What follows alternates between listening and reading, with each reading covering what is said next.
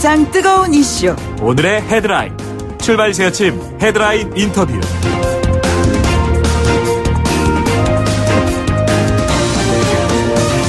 네, 앞서 뉴스 브리핑에서도 전해드렸습니다만 사법농단 의혹을 받고 있는 양승태 전 대법원장 지난 금요일 14시간 30분 동안 검찰 소환 조사를 받았습니다. 다음 날에 검찰에 나와서요. 조서를 또 꼼꼼히 검토한 것으로 밝혀졌죠. 검찰은 이번 주 중에 양 전 원장을 비공개 소환 조사할 방침인 것으로 알려지고 있습니다. 구속영장 청구 여부 어떻게 될지 대단히 좀 궁금한 사안입니다. 정치권에서 사법농단 의혹에 대해서 누구보다도 목소리를 크게 내고 계시는 분이시죠.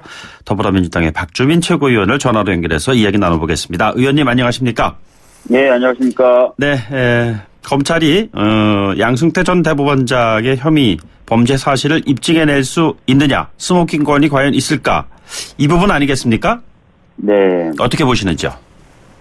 지금 저도 사실은 검찰의 수사 현황을 속속들이 알고 있는 건 아니고요. 네네. 보도된 것을 통해서 알 수밖에 없는 상황인데, 보도된 거에 따르면은 특히 이제 양승태 전 대법원장이 강제징용 피해자 관련된 사건에 있어서 피해자 측 대리인과 만났다라는 것과 관련된 문건을 실제로 확보했다는 거지 않습니까? 네, 문건이요. 예. 예. 그 다음에 또 직접 서명한 인사 관련된 문건들도 지금 검찰이 확보했다 이렇게 보도가 되고 있습니다. 네네. 그래서 이런 것들이 어떻게 보면은 범죄 혐의 입증하는데 주요하게 좀 작용이 될 수 있다고 보고요. 그렇다면은 유죄 입증도 가능하지 않을까 이렇게 보고 있습니다. 예, 소위 사무 전략 조금 전에 제가 얘기했습니다만 지시한 적 없다, 보고받은 적 없다, 기억이 없다, 범죄가 되지 않는다.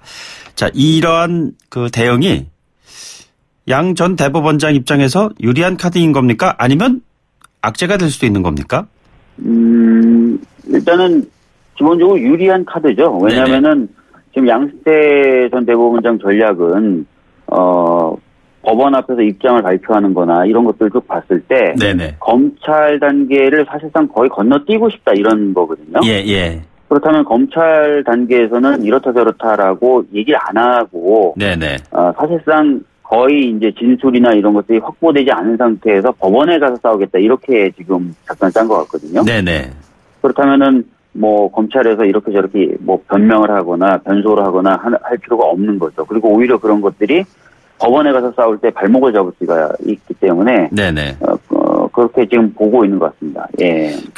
의원께서도 법조인 출신이시잖아요. 예. 네. 그런데 전 대법원장이라는 우리가 흔히 말하는 전관예우 이런 얘기도 있고 그런데 지난해 12월에도 보면은 박명대 고용한 전 대법관에 대한 구속영장도 기각이 되지 않았습니까? 맞습니다. 예. 양 전 대법원장은 어떻게 될 거라고 예상을 하시는지요? 지금 두 대법관의 경우에 이제 사실 둘 중에 하나, 이제 박병대 이런 분 같은 경우에는 이제 영장이 나올 것이다라고 많은 분들이 예측을 했었죠. 네네. 그런데 그 예측을 이제 깨고 둘 다 영장이 발부가 안 됐습니다. 이게 임종원 전 법원행정처장과의 공모관계가 분명치 않다 이런 이유였었어요 그때. 그런 이유도 있었지만 그 영장에 보면은 좀 재밌는 이유도 있었죠. 네네. 직업을 봤던 거예요. 예. 전에 직업이 대법관이었다는 거예요. 그런 네네. 표현도 나옵니다. 그러니까 네네. 굉장히 어떻게 보면은 좀 일반 국민들 시각에서 봤을 때는 좀 법감정에 부합하지 않는 그런 영장 기각이 된 건데. 예. 이번에도 이제 그런 기조가 유지된다면 당연히 이제 양승태 전 대법원장에 대한 영장이 청구된다 하더라도 네네. 발부될 가능성이 매우 낮겠죠. 예. 네. 자, 그렇게 될 경우에 예를 들자면 직권 남용 혐의가 적용돼 있는 그러니까 재판 개입 의혹의 경우에는요. 그런데 네. 최근엔 법원이 아주 좁은 해석, 그러니까 까다로운 해석을 하고 있다 이 말입니다. 그랬을 경우에 양 전 대법원장 같은 경우에도 비슷한 적용이 된다고 예상을 하면 될까요?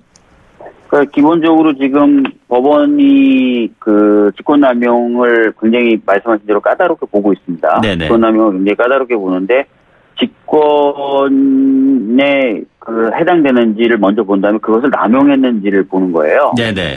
근데 직권에 해당되려면은 위법한 행위를 할 직권은 없다라고 보면서 대부분의 위법 행위를 직권을 남용한 것에 의해서 이루어진 것이 아니다라고 지금 보고 있는 거죠. 네네. 그렇게 되기 때문에 지금 양승태 전 대법원장에 대해서도 그런 기준을 갖다 준다면은 네네. 대부분이 좀 무죄 나올 가능성이 있죠. 그렇죠. 그러니까 예를 조금 더 이제 들어가서 이거를 들여다본다면은 직권남용죄가 성립하려면 지시를 내린 부분이 네. 외형상으로 상급자의 직무 권한에 이제 속해야 한다. 뭐 이런 거 아니겠습니까? 네네. 예. 그렇게 봤을 때 재판에 개입할 권한을 재법원장의 직무 권한으로 보기 어렵다. 뭐 이런 해석도 있고요. 이거 어떻게 지금 봐야 되나요? 방금 제가 말씀드린 대로 어떤 위법한 행위를 할 직권이라는 건 없다는 거예요. 그러니까 네네. 재판에 개입을 명할 직권이라는 건 없다는 거예요. 그런 직권이 있어야 직권이 있는 상태에서 그걸 남용했다라는 것으로 나갈 수 있는데 직권 자체가 아니라는 말씀이시죠? 예, 위법한 행위를 할 직권이라는 건 없다. 이런 이거죠. 식으로 보고 예. 있다는 거예요. 네네. 예. 자, 그러면은 그렇기 때문에 그 잣대로 되면은 이제 대부분이 무죄로 나올 가능성이 있는 거죠. 아, 그렇게요. 네. 지금 2차 조사, 검찰의 2차 조사 이후에 곧 구속영장 청구 여부가 이제 검토가 될 텐데, 네. 검찰도 물론 구속영장 청구를 이렇게 검토하고 있겠지요. 그런데 어떻게 될 거라고 보십니까? 아까도 말씀드렸지만, 임종원 전 차장의 경우에는 구속이 네네. 됐죠. 근데 임종원 전 차장은 보시면 아시겠지만, 압수수색 영장부터 시작해서 영장이 계속 발부돼 왔던 사람이에요. 네네. 그러니까 구속영장도 발부되는 게 자연스럽죠. 예. 즉, 법원 입장에서는 전혀 부담스러운 사람이 아니라는 뜻입니다. 네네. 그런데 대법관이라든지 기타 다른 법관들의 경우에는 압수수색 영장부터 시작해서 계속 기각이 되어 왔던 예, 거예요. 그렇습니다. 예. 특히 이제 전직 대법관 2명에 대해서는 영장이 다 기각이 됐고요. 네네. 그러니까 아까 말씀드렸던 것처럼 그런 식으로 법원이 대부분의 어떤 그 관련 법관들에 대해서는 이 우호적인 어떤 태도를 취하고 있는데 예. 그 태도가 유지가 된다면은 당연히 양승태 전 대법원장에 대한 영장 발부 어렵다고 보이는 거죠. 예. 발부 가능성이 낮다고 했을 때 기각이 되면은 검찰 쪽에 아무래도 타격이 있지 않겠습니까? 뭐 사실 검찰 쪽에 그런 부담은 있을 수 있습니다. 그러나 보통의 경우에 영장이 기각이 되면 이게 무죄구나라고 사람들이 생각을 하면서 검찰의 수사 동력이 떨어지는 거거든요. 네네. 그런데 지금 법관들에 대해서 영장이 기각되면 국민분들은 이게 무죄구나라고 생각하기보다는 네. 제 식구를 감싸는구나라고 보고 계시고 사실상 그게 더 사실에 부합하는 부분이 있습니다. 예. 그렇기 때문에 영장이 기각된다고 해서 다른 사례처럼 검찰의 수사 동력이 떨어진다 이렇게 보기는 어렵습니다. 예. 뭐 이른바 담벼락 성명이라는 얘기까지 나오고 그러는데요. 대법원 앞에서 이제 본인의 입장을 밝히고 그러면서 이제 검찰 쪽에 조사를 받으러 가고 뭐 이랬는데 법조인의 입장으로서 전직 대법원장의 이 같은 방식의 대응 어떻게 바라보고 계십니까? 사실 굉장히 부적절하죠. 지금까지 어떤 사람도 소환되면서 자신의 전직 직장 앞에서 뭐 기자회견을 한다든지 한 적이 없었고요. 네. 심지어 전직 대통령조차도요. 예. 그리고 대법원 앞에서 입장을 밝힌 이유가 그러면 입장문에 좀 나올 줄 알았더니 입장문에는 전혀 그 부분에 대한 언급이 없었습니다. 예. 그렇다는 것은 그 장소에 관련된 특별한 내용을 얘기한다기보다는 어떤 상징성이나 이런 것들을 통해서 메시지를 전달하려고 했었다는 것으로밖에 해석할 수가 없어요. 네네. 다시 말씀드리면 법원 내 현재 남아있는 사법농단과 관련된 판사들이나 또는 법원의 어떤 신성성은 유지돼야 된다고 믿는 대부분의 보수적 법관들에게 네네. 호소한 것이라고 볼 수밖에 없습니다. 네네. 네, 그렇기 때문에 매우 부적절하죠. 네. 상징성을 통한 메시지 전달이라는 차원에서 그렇다면 그 양승태 전 대법원장은 이 같은 메시지를 전달을 해서 얻고자 하는 것이 구체적으로 뭐를 말하는 건가요? 나에 대한 탄압이라고 생각하시는 건가요? 아까 말씀드렸던 것처럼 검찰에서도 일체 지금 진술이나 이런 걸 안 하고 있는 겁니다. 네네. 그 얘기는 법원에서 본격적인 법률 논쟁을 벌이겠다는 것이거든요. 네네. 그리고 또 구속영장 청구라든지 이런 법원의 수사 단계에 개입하는 단계도 남아있는 거고요. 예. 그런 단계에 앞서서 미리 본인의 어떤 억울함이라든지 또는 법원이 뭔가 더 보호돼야 되는 것 아니냐 이런 메시지를 전달을 하고 싶었던 것으로 보여집니다. 예, 네. 의원께서 법관 탄핵 강조해 오고 계시는데요. 법원 내부에 사법농단 적폐 세력이 아직까지도 많이 남아있다 이런 거에 근거하시는 거 아니겠습니까? 그런데 최근에 벌어지고 있는 양승태 전 대법원장이 재판에 넘겨진다고 해서 앞으로 있을 이 재판부 구성이라든가 이런 부분에 대한 우려하시는 부분은 없으신지요? 있습니다. 사실 아까도 말씀드렸던 대로 임종원 전 차장의 경우야 애초부터 계속 영장이 발부되었던 사람, 즉 법원으로서는 크게 부담이 없고 그 사람까지 봐주기엔 너무 심한 사람이었던 거죠. 네네. 그런데 대법관급 고위 법관들이야말로 정말 법원이 부담을 느낄 수밖에 없는 사람이고, 네네. 또 그 영향력이 막대한데 어떻게 이제 재판부를 구성할 것이냐. 과연 특별한 어떤 관여 없이 법원이 또 스스로 알아서 모든 걸 다 판단하고 놔두면 영장 발부부터 시작해서 재판까지 제대로 될 것이냐에 대한 걱정이 매우 크죠. 네네. 특별재판부 설치라든가 법관 탄핵 같은 경우에는 최근 들어서 한때 좀 불붙는 것 같더니 정치권 논의가 좀 다시 수그러든 것 같습니다. 한국당 반대로 전망도 썩 좋은 것 같지가 않습니다. 어떻게 보시는지요? 특별재판부 설치법의 경우에는 뭐 자유한국당 입장에서 워낙 강경하게 반대하고 있기 때문에 네네. 사실 참 많은 어려움이 있습니다. 그러나 계속 노력하고 있고요. 그다음에 법관 탄핵의 경우에도 야당들, 다른 야당들, 자유한국당을 뺀 다른 야당들과 계속해서 대화를 하고 있습니다. 네네.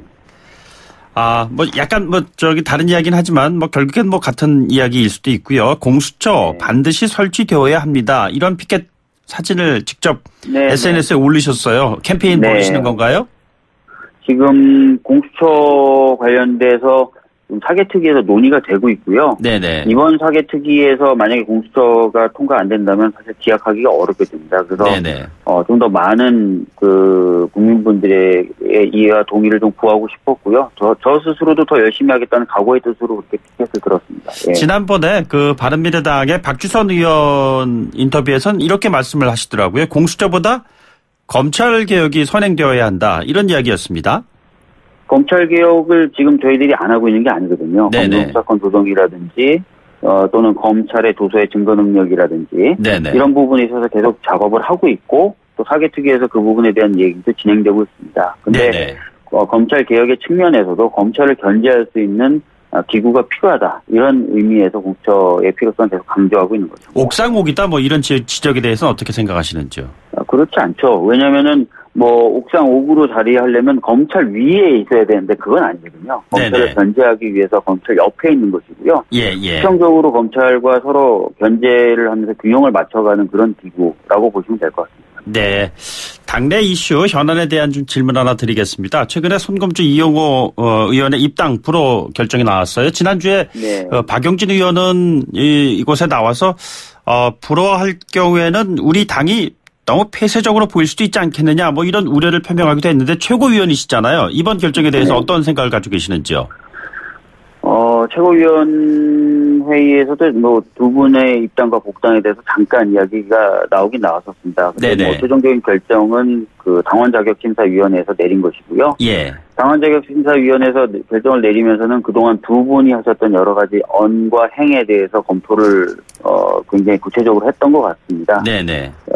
일단은 이 결정은 당연히 그래서 존중돼야 될 것 같고요.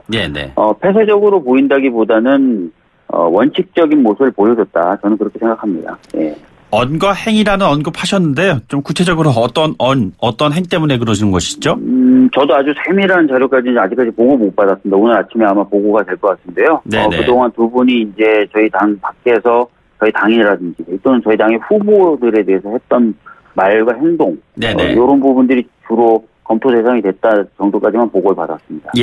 최근에 그 한국당을 중심으로 해서 또 보수 결집 이런 흐름이 세가 하강 국면보다는 상승 국면으로 계속 이어지고 있는 것 같습니다. 반면에 민주당 같은 경우에는 지금 방금 전에 말씀하셨던 세를 좀 결집시켜야 되는데 오히려 지금 복당을 허용하지 않는 그런 결정을 내리고 계시거든요. 앞으로 전국이 이 같은 분위기를 어떤 식으로 펼쳐나갈 거라고 예상하고 계시는지요? 저희들은 그 정치공학적으로 세를 불리려는 생각이 없습니다. 저희들은 원칙에 기반해서 저희들의 생각과 뜻을 펼쳐나갈 것이고요. 그것이 맞다면 아마 세가 자연스럽게 불게 되겠죠. 그래서 입당과 탈당 또는 복당 이런 부분에 있어서는 계속해서 원칙적인 모습을 고수하려고 합니다. 알겠습니다. 오늘 말씀 여기까지 듣겠습니다. 오늘 고맙습니다. 감사합니다. 더불어민주당의 박주민 최고위원이었습니다. 1부 마치고요. 2부에 돌아오죠.